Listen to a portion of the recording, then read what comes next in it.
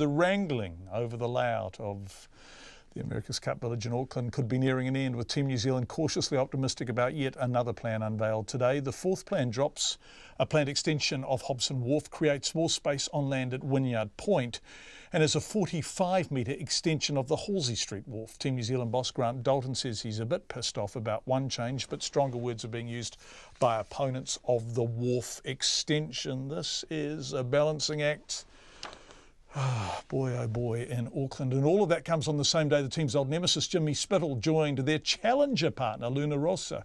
Our Auckland correspondent and America's Cup correspondent, Todd Nile, reports. Today's new plan is number 4 since Auckland Council, the government and Team New Zealand began serious talk late last year on how bases would be built for the 2021 Cup.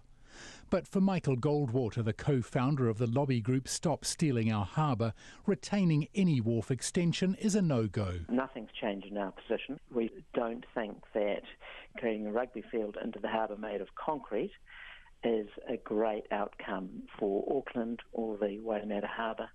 It's just completely unnecessary and incredibly expensive. The group proposed last year building all the bases on existing land at Wynyard Point. The same idea was revived last month by significant waterfront landowner Viaduct Harbour Holdings, whose chief executive Angela Bull says it will object to planning consent. The plan that has been released this morning would have no choice but to oppose it because of the encroachment into Halsey Wharf. The Minister for Economic Development, David Parker, has been in the driving seat since the Council and team in December agreed a plan which he felt encroached too much on the harbour. The new plan was leaked today by Team New Zealand. Mr Parker's unfazed that not everyone is happy. Look, that's people's rights to object. They are people who want more intrusions into the harbour, people who want less. My objective has been lowest possible price, least intrusion, best legacy. And we think we've got to something that's pretty sensible. Other people will have a contrary view and they're entitled to have a say in the process.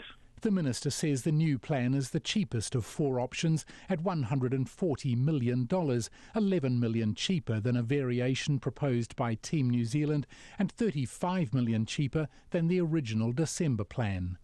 Public submissions on the December plan closed today. Mr Parker believes because of the similarities, it's likely the Environment Court will allow those submissions to be considered where relevant. The Mayor of Auckland, Phil Goff, backs the removal of the Hobson Wharf extension and the smaller extension of Halsey Street Wharf. Both of those changes work in favour of keeping both the costs down and reducing the time required to do the construction. On the other side of the world, Team New Zealand's nemesis, former Oracle Team USA skipper Jimmy Spittle, is back, this time with the challenger of record, Italy's Luna Rossa. The big-talking Aussie led the heartbreaking defeat of Team New Zealand 5 years ago in San Francisco, but lost the final in Bermuda last year. Spittle's role